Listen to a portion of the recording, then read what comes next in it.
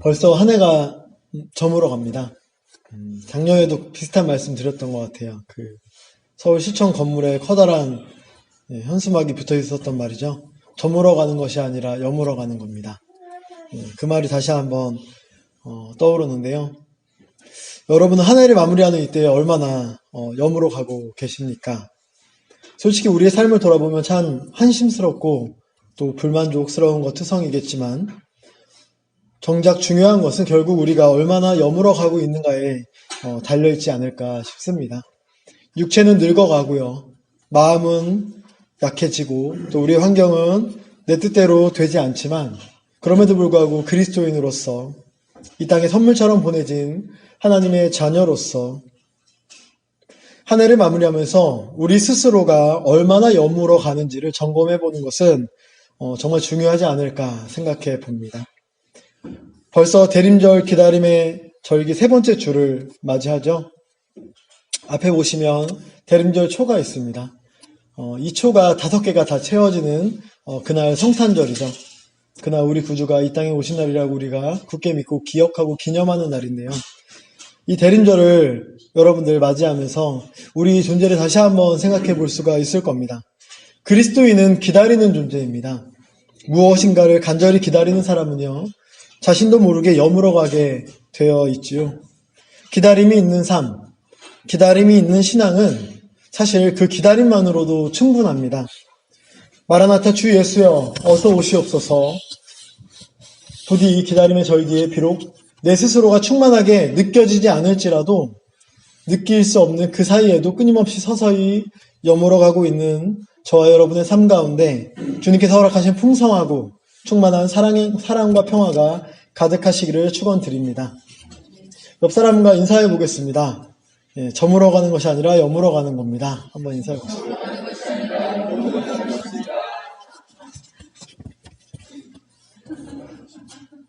빈이 표정이 굉장히 안 좋네.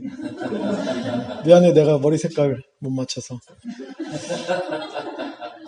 저는 요즘 급진적인 사랑이라는 책을 읽고 있습니다. 급진적인 사랑. 영어로 하면 레디컬 러브가 됩니다. 레디컬 러브. 이 레디컬이라는 뜻, 급진적인이라는 뜻이에요. 영어로. 이 레디컬이라는 뜻은 급진적이라는 뜻도 있지만 사실 그 안에 근원적인, 본질적인, 진정한 뭐 이런 뜻도 있습니다. 그래서 급진적인 사랑이라고 하면 레디컬 러브라고 하면 급진적인 사랑이라는 표현도 되지만 근원적인 본질적인 사랑이라는 표현도 되죠.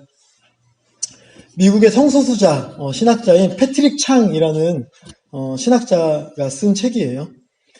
패트릭이라는 사람은 본인이 동성애자이면서 또 아시아계 미국 사람입니다. 어떤 얘기인지 알겠죠? 동양 사람인데 미국인 국적을 갖고 있는 사람이에요. 참 여러 가지 정체성을 가지고 있는 사람입니다. 어찌 보면 이 사람은 어린 시절부터 그랬기 때문에 동성애자로 살아간다는 것이 또 그랬고, 어린 시절부터 항상 외부자 취급을 받으면서 살아오지 않았을까 싶어요. 이성애자들 사이에서 동성애자로 살아간다는 것이 그랬고, 백인과 흑인들 사이에서 아시아인으로 살아간다는 것이 얼마나 험난했을까, 이런 생각을 해보게 됩니다. 항상 그 정체가 애매하고 또 불분명했기 때문에 누가 봐도 외톨이일 수밖에 없는 그런 삶을 살아왔던 이 사람이 하는 급진적이면서 근원적인 사랑이 과연 뭘까? 이 책을 읽기 전에 제가 가졌던 궁금한 지점이었습니다. 패트릭이 연구하는 분야를 소위 퀴어 신학이라고 합니다. 퀴어 신학. 퀴어라는 말이 좀 생소하신 분도 계실 거고 또 약간 거부감이 느껴지시는 분도 계실 텐데요. 퀴어는 사실 성소수자를 지칭하는 일반 명사처럼 되어 있는 단어죠. 하지만 원래 퀴어라는 단어는 성소수자를 비아냥거리기 위해서 만들어진 단어라고 그래요. 원래 갖고 있는 뜻은 괴상한, 이상한, 요상한 좀 이런 뜻들을 가지고 있습니다. 보통 마녀나 약간 괴물 같은 존재에게 붙이는 그런 이상한 단어들을 이 성소수자들을 향해 사람들이 손가락질하면서 비아냥거렸던 말이기 때문에 그 앞에 퀴어라는 말을 붙였는데 그런 말이었죠. 그래서 사실 이 퀴어라는 말 때문에 역사적으로 보면 굉장히 많은 성소수자들이 힘들어했거든요. 그런데 언제부턴가 이런 사람들이 나타나기 시작했다 그래요. 그래, 내가 퀴어다. 내가 이상한 사람이고 내가 요상한 사람이다. 그런데 그게 뭐 어때서? 이런 사람들이 나타났다고 하는 거예요. 한때는 욕으로 비아냥거리는 말로 쓰였는데요. 어떤 사람들은 그것 때문에 마냥 괴로워하는 것이 아니고 그 말에 당당해지기 시작했고 자기를 퀴어라고 정체하기 시작했다라는 거죠.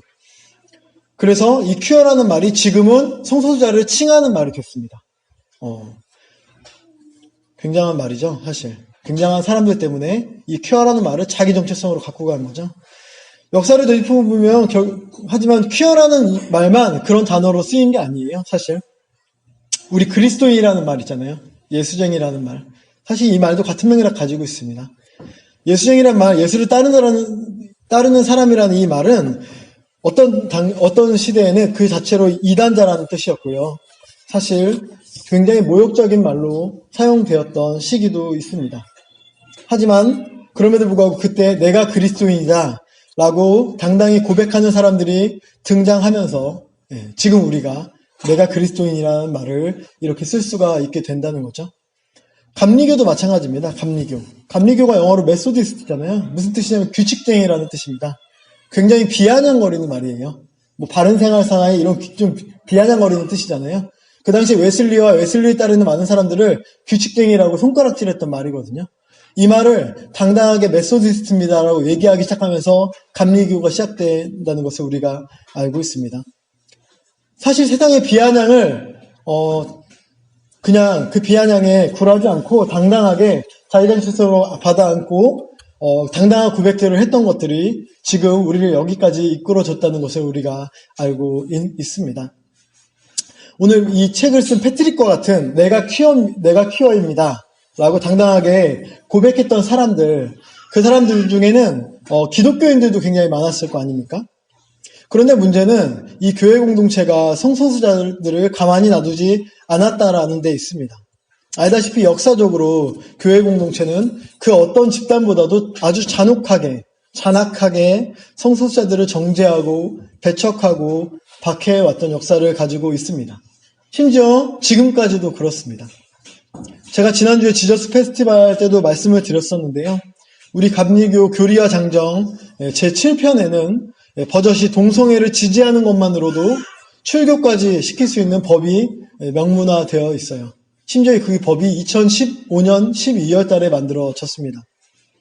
그러니까 교회를 다니고 또 하나님을 믿는 신앙인들 중에서 본인 자신이 성소수자인 사람은 마음이 어땠을까요? 또한 자신은 성소수자가 아니지만 자신이 사랑하는 가족이나 친구들 중에 성소수자가 있는 사람들은 굉장히 많이 고민스럽지 않았겠어요? 그래서 이 고민하는 사람들이 이 문제를 본격적으로 연구하기 시작한 게 바로 퀴어 신학입니다. 하나님은 과연 성소수자들을 어떻게 대하고 계시는가? 예수께서는 동성애를 어떤 관점으로 바라보고 또 동성애자들을 대하고 계실까? 여러분들은 어떻게 생각하시나요? 예수께서 동성애를 어떤 관점으로 바라보고 계실까? 어떤 사람들은 이런 얘기도 합니다. 동성애 얘기만 나오면 너는 그걸 찬성하냐 반대하냐? 라고 질문하는 사람들도 많아요. 사실 저는 어떻게 이런 천박한 질문이 하나님을 섬기고 인간을 사랑한다는 그리스도인의 입에서 나올 수 있을까? 의문이 들기도 하는데요. 퀴어 신학의 질문은 더욱 근본적인 고민 속에서 출발한 겁니다. 하나님께서는 인간을 비롯한 모든 창조물을 과연 어떤 관점으로 대하고 있는가? 기독교의 윤리는 과연 어떤 관점과 기준과 범주를 가지고 삶의 모습들을 해석하고 적용하는가? 이런 어려운 문제들을 퀴어 신학은 이 삶에 쉽지 않은 어떤 상황들과 적용하면서 고민하고 있는 거죠. 책에서는 이렇게 결론을 내립니다. 예수께서는 퀴어하시다. 이렇게 표현하고 있어요. 도발적인 얘기입니다. 우리의 신앙은 퀴어하다. 이게 무슨 말입니까?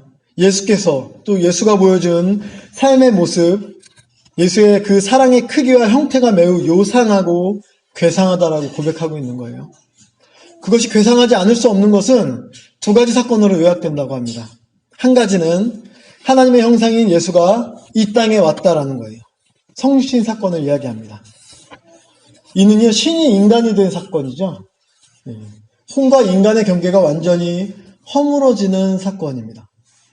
사람들은 일반적으로 구분 짓기를 좋아하잖아요. 남성과 여성으로 구분을 짓고, 저도 아까 남성과 여성을 교독하는 걸 했었는데, 좀 자연스럽게 우리가 구분 지어지는 거를 사실 좀 자연스러운 것 같아요.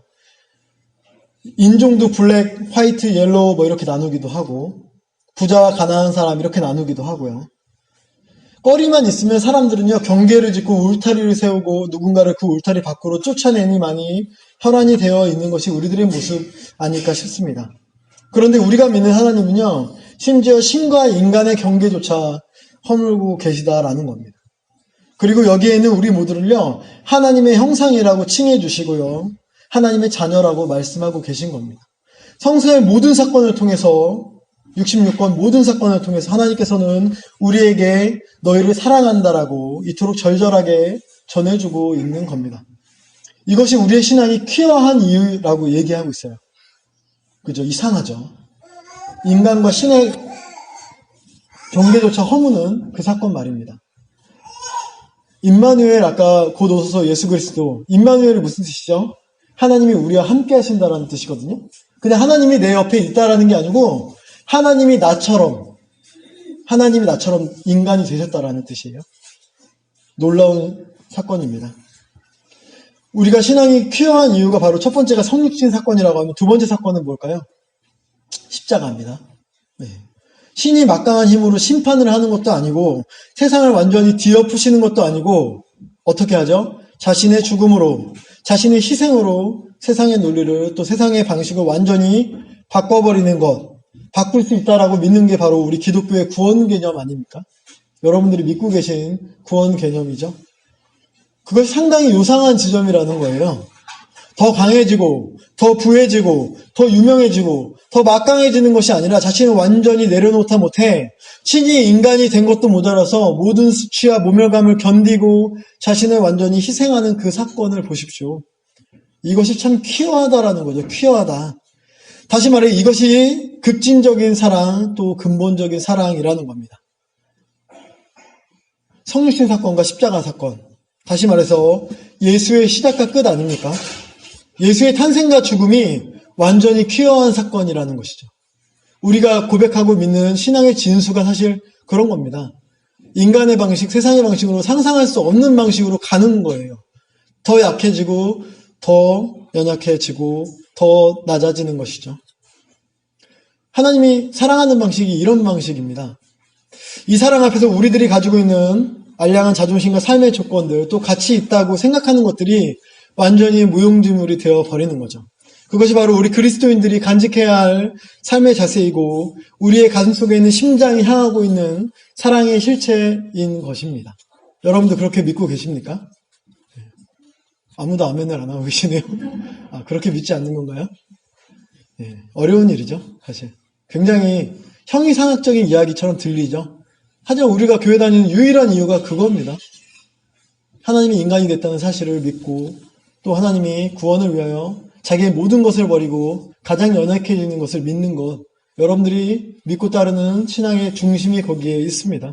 우리도 그렇게 살기 위해 우리는 이 자리에 있는 것이죠. 오늘 대림절 셋째 주 우리는 무엇을 기다립니까? 신이 인간이 되신 날, 신과 인간의 경계가 완전히 허물어진 그날을 우리는 기다립니다. 사실 이미 2000년 전에 그 경계는 완전히 허물어졌죠. 하지만 우리가 여전히 그것을 깨닫고 있지 못하잖아요. 우리의 삶의 실존으로 경험하지 못하잖아요. 하나님께서 우리를 향해서 무한하게 내려주신 그 급진적인 사랑을 우리는 온전히 느끼고 있지 못하잖아요. 그러니까 우리의 삶이 메마르고 팍팍하고 쉽지 않음으로 가득 차 있는 것 아닙니까? 오늘 재민이가 기도했는데요. 네. 마음이 꺾인다고 표현하는 게 굉장히 마음에 와닿습니다. 마음이 꺾이고 우리가 뒤로 후퇴할 수밖에 없는 삶, 주저주저 할 수밖에 없는 연약한 우리들의 모습이 그럼에도 불구하고 한 발자씩 앞으로 나가기 위해서 우리는 여전히 다시 한번 2000년 전에 신과 인간이 하나가 됐던 그날을 다시 떠올릴 필요가 있는 거죠. 사실 2000년 전에만 신과 인간이 하나가 된 게 아니고 지금도 여전히 마찬가지임에도 불구하고 우리는 하나님의 형상을 잃어버릴 때가 많이 있지 않습니까? 매년 우리가 대림절 무엇을 기다릴까? 이미 우리 곁에 와 있는 그분을 다시 한번 기다리는 이유는 우리의 삶이 여전히 메마른 광야와 같은 것으로 가득 차 있기 때문일 것입니다. 맨날 내 영역에 울타리를 세우고 남들이 내 영역으로 들어올까 노심초사하는 것이 우리들의 모습이죠. 경계를 짓고 시기와 질투로 때론 비난과 비아냥으로 소중한 하나님의 사람들과 싸우려고 하고 전쟁하려고 하는 것이 이 세상의 모습이고 우리의 삶의 실존적인 모습입니다.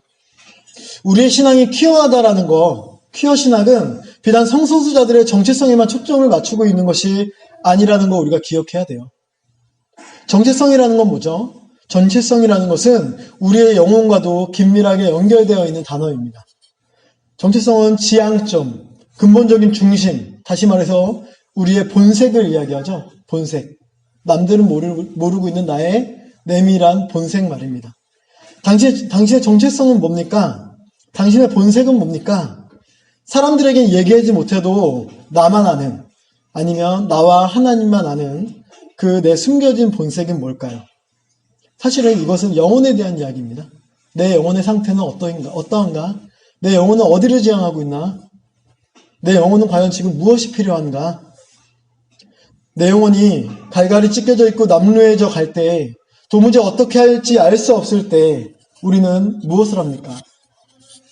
오늘 이사야서 35장을 보면요, 주전 8세기 유다 백성들에게 주신 하나님의 말씀이 나와 있습니다. 이사야서는 흔히 제5복음서라고도 표현해요. 구약에 있음에도 불구하고 예수님이 말씀하시고 예수님의 행적이 기록된 4복음서 외에 5복음서가 무엇이냐 하면 이사야서를 얘기합니다. 그만큼 사실 복음의 진수가 잘 담겨 있다고 합니다. 성서의 구원의 메시지가 잘 담고 있기 때문에 그렇게 표현하죠. 대리님 세 번째 주일, 오늘 세계 성서 일과가 정한 본문이에요. 이 본문이 이사야서인 것은 북왕국 이스라엘이 지금 아시리아 대제국에게 망해가는 것을 지켜보면서 불안과 공포에 휩싸인 그 남유다 백성들의 영혼이 오늘을 살아가는 우리만큼이나 그들의 영혼이 참 남루하고 메말라가고 쉽지 않은 상황 가운데 있다는 것을 지금 오늘의 말씀이 보여주고 있는 겁니다. 이때 이사야가 하나님의 급진적인 사랑의 메시지를 유다 백성을 향해서 지금 대언하고 있는 거죠. 하나님이 약속해준 그 말씀을 지금 이야기하고 있는 겁니다. 이것은 동일하게 영혼의 메마름과 가라앉은 심정을 품고 있는 저와 또 여러분에게 주시는 동일한 말씀이기도 합니다. 오늘 말씀을 읽어보면 굉장히 급진적인 얘기입니다. 또한 근본적인 얘기이기도 하죠. 제가 여기다 줄을 쳤어요. 제가 줄 친 부분을 오늘 말씀 중에 몇 가지 읽어주겠습니다. 광야와 메마른 땅, 사막, 백합화. 사막은 꽃, 크게 기뻐하며 즐겁게, 맥 풀린 손이 힘을 쓰게, 떨리는 무릎을 굳세게, 두려워하는 사람을 격려하여라. 두려워하지 말아라. 너희를 구원하여 주신다.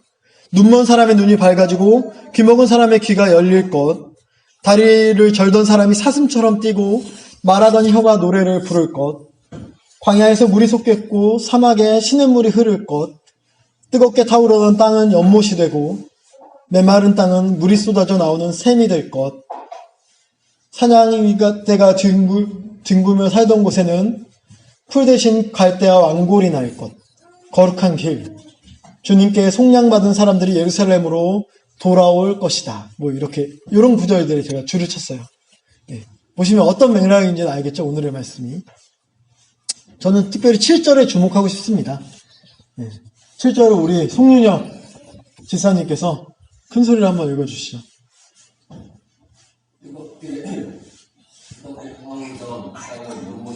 여기까지만 읽어주세요. 네. 제가 놀라운 걸 발견했습니다. 네. 제 이름의 비밀이 여기 있었네요. 저는 이름이 관택이에요. 같은 이름을 본 적이 없어요, 살면서. 한번 신문에서 본 적이 있습니다. 5.18 시민군. 태권이도 있죠. 관택이는 없으니까. 네. 사실 작년에 작고하신 5.18 시민군 한 분이 이관택입니다. 네. 그분은 80년에 5.18 투쟁을 했지만 저는 80년에 태어났죠. 어쨌든 그분 외에 제가 본 적이 없는데 이름이 참 마음에 안 들었어요. 관택이 뭐냐, 관택이. 저희 어머니가 이 이름을 큰아버지가 어디 장명소에서 지어왔는데 그걸 보면서 피눈물을 흘렸대요. 큰아버지가 지어줬기 때문에 안 쓸 수는 없고 마음에는 안 들고 그랬다고 합니다. 한자가 뭐냐면 너그러운 너그러울 관에 연모택이에요. 모택. 너그러운 연못이라는 뜻입니다. 그래서 너그러운 연못이 뭐냐, 너그러운 것까지 이해를 하겠는데 연못이 뭐냐 도대체. 연못이 우리가 생각하는 연못은 그냥 갈비집 가든 가면 뒤에 있는 좀 지저분한 연꽃 몇 개 떨어진 그게 연못이잖아요. 저한테 그렇거든요. 강도 아니고 바다도 아니고 연못이 뭐냐 했는데 오늘 말씀을 보니까 뜨겁게 타오르던 땅은 연못이 되고, 이 말이 어떤 거냐면 이 모든 걸 함축하고 있는 말인 거예요. 창세기 보면 하나님이 천지를 만들 때 2장에 나오는 말씀은 그 메마른 땅이 물을 내게 하면서 천지를 창조하거든요. 절망의 땅에 희망을 만드는 그 창세기, 세상을 만드는 크리에이티브한 하나님의 그 창세기의 원류가 여기서 나오는 겁니다.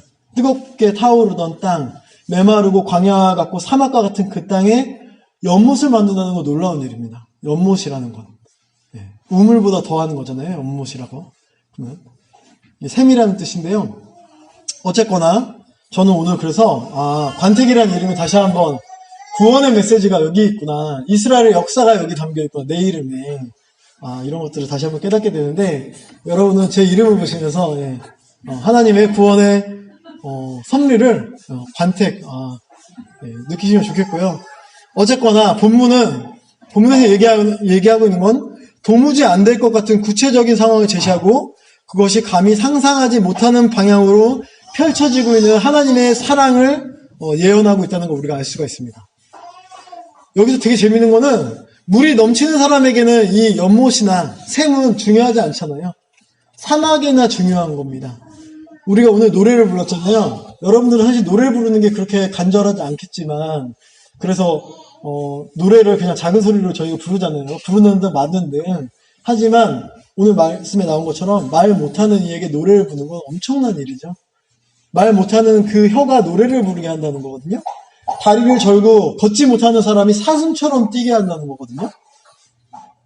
그 다음에 이 사막이 어떻게 되냐면, 오늘 말씀에 보면 레바논의 영광과 갈멜과 샤론의 영화, 지금으로 치면 미국의 뉴욕 같은, 한국의 광화문 같은, 강남대로 같은 그러한 휘황찬란한 어떤 발전된 모습이 펼쳐지게 하겠다라는 거예요. 하나님께서 그거 얘기하시고 계신 거거든요. 사실은 꿈도 꿀 수 없는 상황에서 그것보다 훨씬 더 극단적인 방식으로 하나님이 함께 해주고 있는 것, 우리가 오늘 이 예언을 보면 알 수가 있습니다. 사실 상상할 수 없는 것들, 근데 사실 어떻게 보면 평범한 것들 얘기하고 계신 거예요. 사실 여러분에게는 평등과 자유라는 개념은 그렇게 간절히 원하는 개념은 아닐 겁니다. 하지만 200년 전 노예선을 타고 어떻게 가신지 알죠? 흑인들이 판때기에 누워서 한 달 동안 배를 타고 갔어야 되는 거 알죠? 일어나지도 못하고 그 위에서 똥오줌을 싸면서 한 달을 버텨서 10명 중에 기껏 4명, 5명 살아남아서 미국 땅에 내려서 평생을 노예로 살아갈 수 없는 그들에게 자유와 평등은, 여기는 우리가 생각하는 자유와 평등과 개념이 너무 다른 거죠. 하나님의 나라라는 건 그런 것 같아요. 개념이 다른 것 같아요. 그래서 그 때문에 여기 앉아있는 여러분들이 꿈꾸는, 기다리는 것들이 다 다를 거라고 생각합니다.